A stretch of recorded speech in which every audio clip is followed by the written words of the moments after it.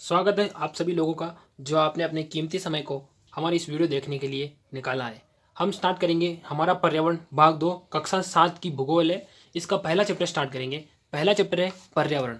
अब पर्यावरण हमारे लिए क्यों आवश्यक है और क्यों जरूरी है, इस पर हम गहन से अध्ययन करेंगे। तो आइए बिना टाइम वेस्ट किए स्टार्ट करते हैं। पर्यावरण क्या होता है कि हमारे जीवन का मूलभूत आधार है। कैसे? जब हम सांस लेते हैं तो हवा, पानी पीते हैं तो इसके लिए पानी, और भोजन करते हैं तो इसके लिए खाना, इन सब चीज़ों की पूर्ति पर्यावरण से होती है। अगर इससे ज़मीन में अगर किसी पौधे को उगाया जाता है तो अगर पर्यावरण कह दे कि नहीं, मैं इसका बीज को हम इसको खाना नहीं बनाऊंगा, मक्की का एक बीज डाला आपने तो मक्का का अगर वो पौधा नहीं बना और मक्का नहीं बना तो आप क्या खाओगे, क्या पियोगे? और अगर पृथ्वी ने, हमारी जो प्रकृति है उसने कह दिया कि जो ज़मीन पर जो वस्तुएं हैं उसके खनिज है उसको मैं नहीं निकालने दूँ, तो क्या होगा? यानी कि पर्यावरण एक तरीके से हम एक प्राकृतिक लोग हैं और पर्यावरण हमारे लिए बहुत ज़्यादा महत्वपूर्ण है। अब हम आगे बात करेंगे पर्यावरण के महत्वपूर्ण घटक कौन कौन से होते हैं। तो सबसे पहले घटक देख लेते हैं जिसमें प्राकृतिक भी होंगे और मानव निर्मित भी होंगे।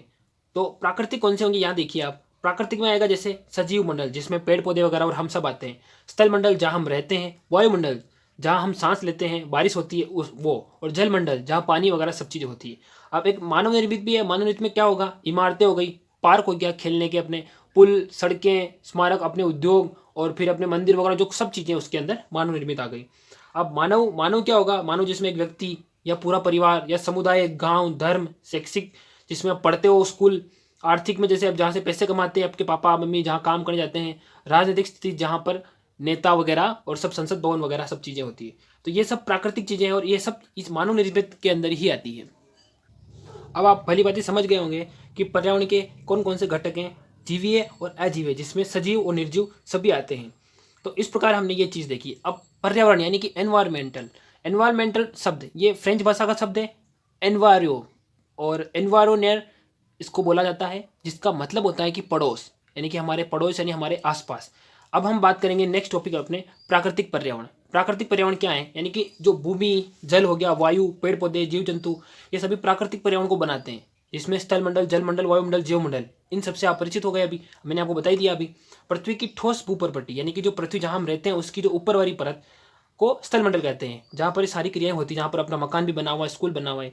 यह चट्टानों और खनिजों से मिलकर बना है। अब पृथ्वी के अंदर की चीजें किन किन से मिलकर बनी वो बता रहे हैं। मिट्टी की पतली परत से ढका होता है और ये पहाड़, पठार, मैदान, घाटी आदि विभिन्न प्रकार की जो घाटियां उनसे, जिसमें समतल भी होगी, उबड़ खाबड़ होगी, ऊपर नीचे, इन सब की स्थलाकृतियों के कारण बना है। अब स्थल मंडल वह क्षेत्र होता है जहाँ वन भी होते हैं, कृषि, मानव बस्तियां और भूमि और पशुओं के चरने के लिए स्थान, घास फूस वगैरह होती है, और खनिज वहां पर एक बहुतायत रूप में होता है। तो ये हो गया स्थल मंडल। अब जल के क्षेत्र में क्या होगा? जल मंडल जहाँ जल के विभिन्न स्रोत होंगे, जैसे नदियाँ, झील जो उसमें मिल रहे, झीलें वापस समुद्र, समुद्र महासागर में मिल रहे, ये विभिन्न जलाशय हो गए। और यह सभी प्राणियों के लिए आवश्यक है क्योंकि पानी के बिना कोई भी चीज़ संभव नहीं है। पृथ्वी के चारों ओर वायु की जो पतली परत होती है जिसमें हम सांस लेते हैं, तो वो हो गई अपनी वायुमंडल। अब पृथ्वी का गुरुत्वाकर्षण बल अपने चारों ओर है ना, अपने चारों ओर क्या होता है, जैसे इस पृथ्वी के साथ चारों ओर वायुमंडल को थामे रखता है। अब ये पूरा वायुमंडल हो गया जिसमें सर्दी, गर्मी, बरसात, ये अपना वायुमंडल के अंदर आती, सभी चीज़ें आती है। और सूर्य को झुलसाने वाली गर्मी भी होती है, सूर्य भी हमने वायुमंडल का ही एक प्रमुख अंग है। तो इस प्रकार आपने देखा, और इसमें धूल के कण वगैरह सब चीज़ें इसके अंदर आ गई। पादप, जीव जंतु मिलकर जीवमंडल और सजीव और निर्जीव मिलकर पूरे इस जीव मंडल को बनाते हैं। अब पारितंत्र क्या होता है? अब आपके मन में एक सवाल आएगा, पारितंत्र। अब पारितंत्र वह है जिसमें समस्त जीवधारी आपस में एक दूसरे के साथ तथा पर्यावरण के उन भौतिक एवं रासायनिक कारकों के साथ परस्पर क्रिया करते हैं, ठीक है, और जिसमें वे निवास करते हैं। ये सब ऊर्जा और पदार्थ के स्थानांतरण द्वारा संबंध है, यानी कि जिसमें हम सभी जैविक क्रियाएं करते हैं, जिसमें सजीव भी हो गया और निर्जीव भी हो गया, तो वो पूरे जो जिस तंत्र में रहते हैं वो एक पारितंत्र हो गया। पारितंत्र कैसे कहते हैं? कि जो हमारे आसपास पेड़ पौधे, जीव जंतु और मानव रहते हैं, हमारे आसपास के पर्यावरण पर आश्रित रहते हैं, यानी कि वो एक तरीके से पर्यावरण पर हम सभी आश्रित है। वैसे तो प्राय एक दूसरे के ऊपर आश्रित हैं। जीवधारियों का आपसी एवं अपने आसपास के पर्यावरण के बीच संबंध पारितंत्र कहलाता है, ठीक है। जैसे आपको खाने के लिए भोजन की आवश्यकता होगी, भोजन पृथ्वी पर उगता है, जैसे अपने खेत में उगेगा, और खेत वापस जो वातावरण, जैसे बरसात पर है ना, और सूर्य की किरणों पर, तो ये सब एक दूसरे से आपस में जुड़े हुए और एक तंत्र का निर्माण करते हैं, जैसे पारितंत्र, यानी जो पर्यावरण से मिलकर बना होता है। अब पर्यावरण में क्या क्या होगा? जैसे एक क्षेत्र दूसरे क्षेत्र से अलग हो सकता है। जैसे रेगिस्तान में बहुत ज़्यादा गर्मी पड़ती है, बारिश कम होती है, तो वहाँ अलग प्रकार के जीव पाए जाएंगे, जैसे ऊँट वगैरह मिलेंगे आपको।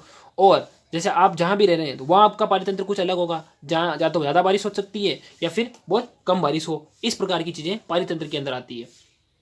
एक मानवीय पर्यावरण, अब इसके बारे में हम ध्यान करेंगे कि मानव अपने पर्यावरण के साथ पारस्परिक क्रिया करता है और अपनी आवश्यकता के अनुसार उसमें परिवर्तन लाता है। जैसे मेरे को खेत चाहिए खाना, जैसे मेरे को भोजन के लिए अन्न चाहिए और अन्न के लिए मैं खेत बनाऊंगा। और खेत कैसे बनाऊंगा, जैसे पेड़ पौधे लगे हैं तो पेड़ पौधों को मैं काट भी दूंगा, है ना। ऐसा होता है, बता रहा हूँ रियल में। और उसको काटेंगे, फिर खेत बनाएंगे, फिर मेरे हिसाब से मैं उसमें कुछ, जैसे मेरे को मक्की बोनी है, गेहूँ बोनी है, तो उस हिसाब से मैं बो दूंगा उसको। तो वो मेरे तरीके से उसका पर्यावरण का उपयोग हो गया।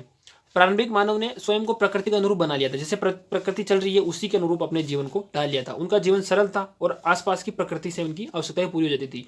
प्रकृति से जो भी चीजें मिल रही खाने पीने के लिए वो उससे काम में ले लेते थे। समय के साथ कई प्रकार के बदलाव भी आए, मानव की आवश्यकताएं बढ़ी, है ना। धीरे धीरे तो मानव ने पर्यावरण के उपयोग और परिवर्तन के नए तरीके सीखे, जिसमें फसल उगाना हो गया, है ना, पशु पालना हो गया, और एक तरीके से अपने स्थायी जहाँ पर रह रहे हैं वहाँ पर पक्का मकान बनाना। फिर पहिए का आविष्कार हो गया था।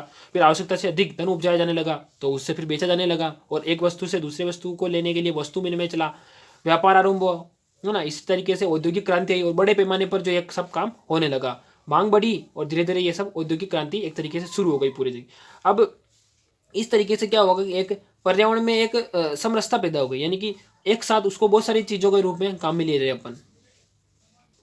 तो आपने इस चीज़ से ये सीखा कि हम प्राकृतिक लोग हैं और हम एक तरीके से पर्यावरण पर बिल्कुल पूरी तरह से निर्भर करते हैं, क्योंकि पर्यावरण के बिना हमारा छोटी से मोटी चीज़ें चलना असंभव है। क्योंकि सूर्य अस्त होता है तो अपन सो जाते हैं और सूर्य उदय हो जाता है हम उठ जाते हैं। तो यानी कि एक तरीके से हम प्राकृतिक वातावरण पर ही निर्भर है। अब मैं सबसे इंपॉर्टेंट चीज़ बता दूं आपको, विश्व में पर्यावरण दिवस 5 जून को मनाया जाता है। पर्यावरण के प्रति अवेयरनेस बढ़ाने के लिए 5 जून को विश्व में पर्यावरण दिवस मनाया जाता है। तो ये था आपका पहला चैप्टर पर्यावरण। आपको कैसा लगा?